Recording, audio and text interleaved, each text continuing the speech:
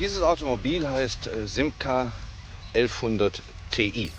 Und dieses Automobil hat einen 1300 Kubikzentimeter Motor.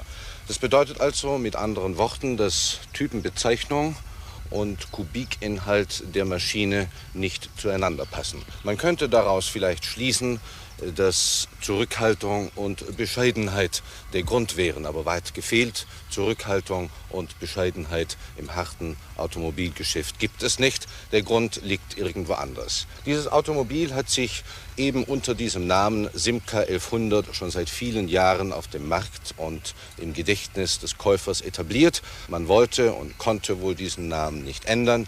Der Simca 1100 Ti ist im Augenblick das Spitzenmodell dieser Baureihe. Sein interessantestes Kernstück ist der 82 PS Motor. Wie man sieht, liegt der Vierzylinder quer, eine Bauart, die sich vor allen Dingen als raumsparend erwiesen hat.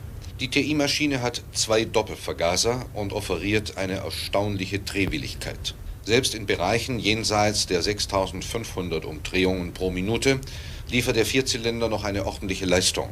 Freilich sollte man solche Tourenzahlen nicht zur Gewohnheit werden lassen. In einer verhältnismäßig großen Spanne stehen Durchzugskraft und Elastizität zur Verfügung. Ihre Vorzüge werden allerdings eingeschränkt durch eine recht raue Sprache des Motors und keineswegs saubere Übergänge in niederen Tourenzahlbereichen. Die Motorleistung wird durch eine erstklassige Übersetzungsabstimmung ergänzt. Beschleunigungsmessung von 0 auf 100 km pro Stunde, 12,2 Sekunden. Auch von 80 bis 120 liefert der Simca 1100 Ti einen durchaus guten Wert. 9,8 Sekunden, wobei der dritte Gang bis über 120 Kilometer Geschwindigkeit reicht. Bei 100 Kilometern Geschwindigkeit messen wir im Innenraum 76 Pfund.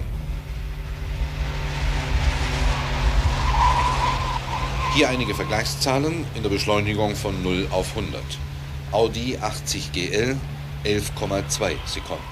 Simca 1100 Ti 12,2 Sekunden. Ford Capri 2 1,6 Liter GT 13,8 Sekunden. Alfa Sud 14,7 Sekunden.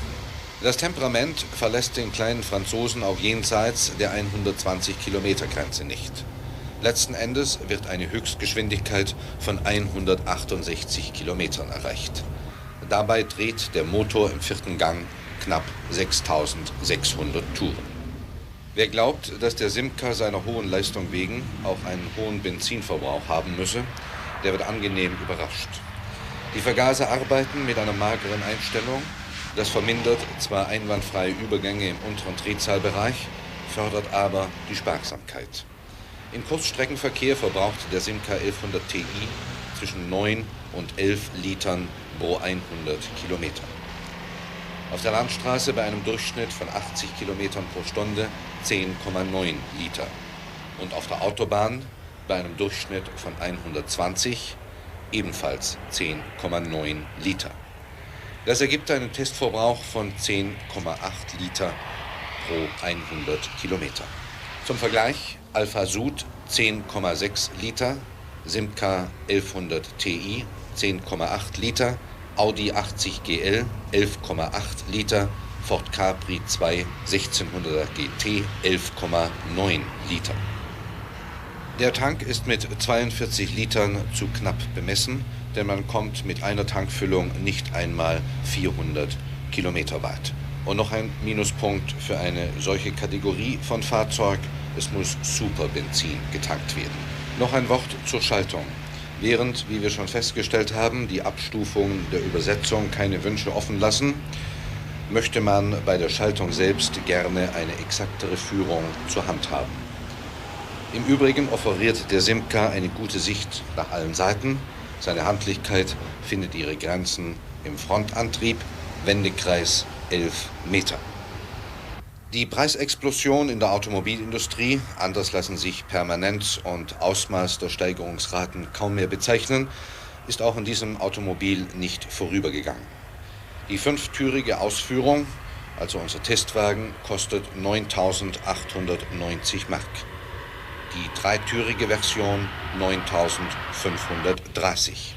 Zahlen, die noch vor kurzem einen Wagen dieser Klasse unverkäuflich gemacht hätten, an die wir uns aber gewöhnen müssen. Die Konkurrenz von Simca ist auch nicht billiger. Es gilt nunmehr, in anderen Kategorien zu denken und zu zahlen.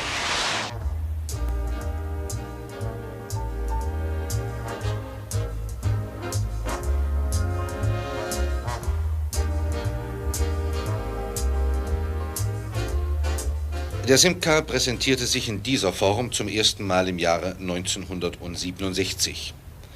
In der Zwischenzeit gab es natürlich eine Reihe von Veränderungen im Detail, das Prinzip aber blieb gleich. Wesentliches Merkmal dieser Karosserie: 5 Türen. Ihre Vorteile liegen auf der Hand und gehören in der Zwischenzeit auch zur Standardausrüstung vieler anderer Fabrikate. Der eigentliche Pfiff liegt darin, dass sich mit einigen wenigen Handgriffen aus einer viersitzigen Limousine konventioneller Bauart ein zweisitziger Kombi machen lässt. Der Zugewinn an Ladefläche ist naturgemäß ganz beträchtlich.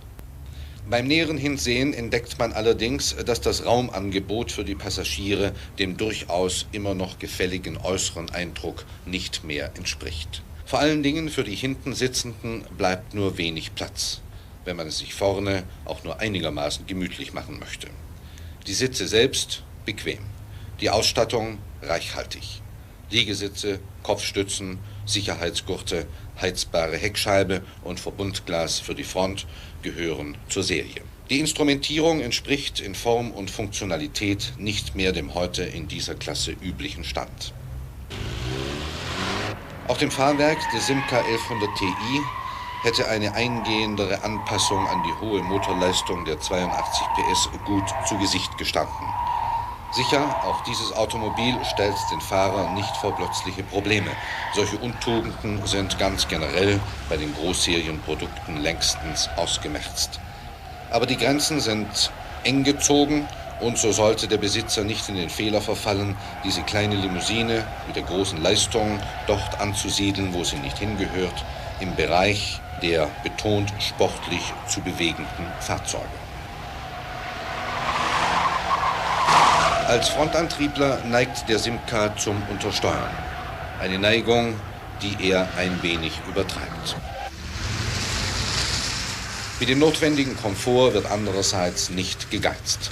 Das Fahrwerk absorbiert eine ganz gehörige Portion an Unebenheiten, bevor sie im Fahrgastraum spürbar werden.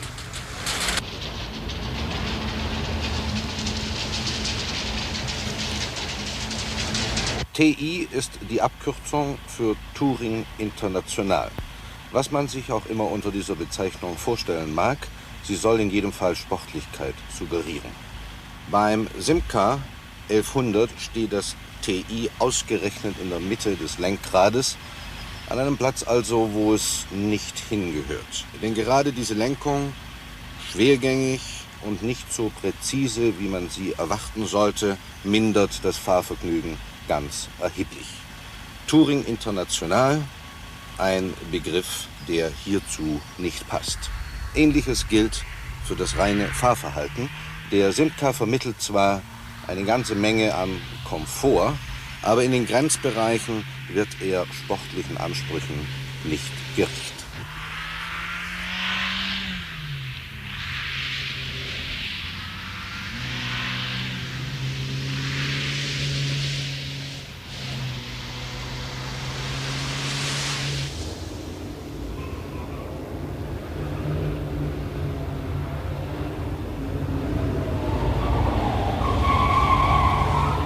In dieser Wasserstraße ist im Verlauf der vergangenen Jahre schon so manches Automobil stecken geblieben, darunter auch Familienmitglieder des Simca 1100 Ti. Solche Schwierigkeiten scheinen nun behoben zu sein. Jene Aggregate, die auf Wasser böse reagieren, sind gut abgeschirmt, sodass dem Fahrer selbst bei extremen Witterungsverhältnissen der Ärger stotternder oder stehender Motoren ersperrt bleibt.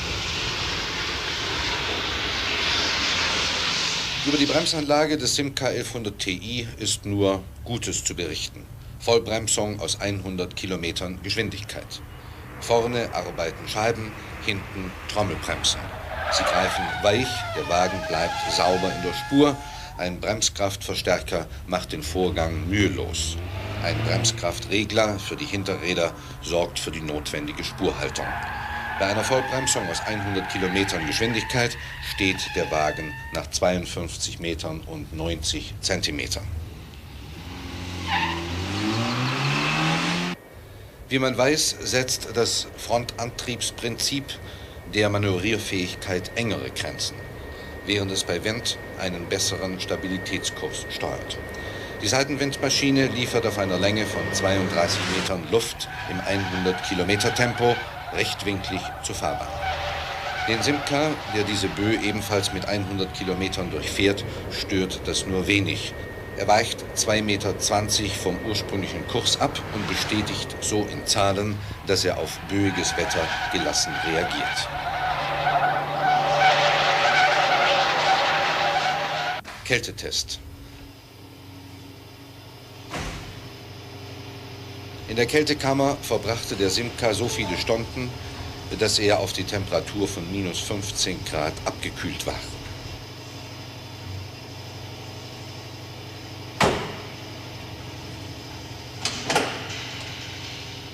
Hier gab es in früheren Zeiten Probleme. Man hat sie in den Griff bekommen mit dem Ergebnis, dass der 1100 Ti nicht nur sofort willig ansprengt, sondern dass er darüber hinaus auch noch freundliche Kaltlaufeigenschaften bereithält. Auch beim Simca 1100 Ti muss, wie bei der Mehrzahl aller Automobile, genau abgewogen werden, in welchem Verhältnis und Gewicht sich Vor- und Nachteile aus individueller Sicht gegenüberstehen. Einmal werden solche Überlegungen gebremst durch die Minuspunkte, kräftiges Motorgeräusch, schlechte Vergaserübergänge, schwergängige Lenkung und ein nur durchschnittliches Platzangebot. Andererseits werden solche Überlegungen beflügelt durch eine außergewöhnlich umfassende Ausstattung, eine hohe Leistung und Sparsamkeit. Beim Simca Ti wohnen Licht und Schatten ganz eng beieinander.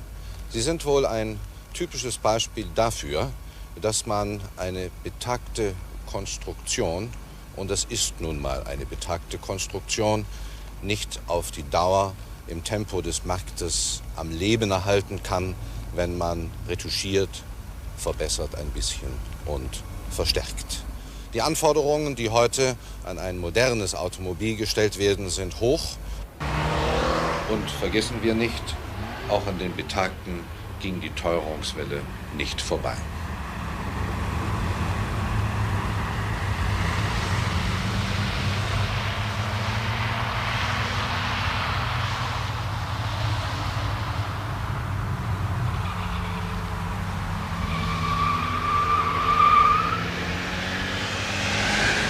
Hier noch einmal die wichtigsten Messergebnisse.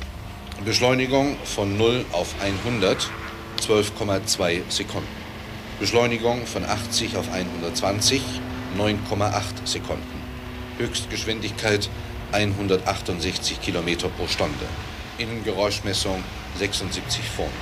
Wendekreis 11 Meter. Bremsweg aus 100 Kilometern Geschwindigkeit 52,90 Meter. Seitenwindabweichung 2,20 Meter. Testverbrauch 10,8 Liter. Preisempfehlung für Simca 1100 Ti mit 5 Türen, 9.890 Mark. Nach Beendigung der eigentlichen Dreharbeiten zu diesem Test erfuhren wir von Simca, dass es an diesem Auto einige Detailänderungen geben wird. So zum Beispiel wird geändert das von uns heftig kritisierte Armaturenbrett. Es gibt neue Schlussleuchten und neue Türgriffe. Und außerdem, das gehört in der heutigen Zeit noch dazu, ein neuer Preis. 10.195 Mark. Das war's, was ich Ihnen noch sagen wollte. Guten Abend.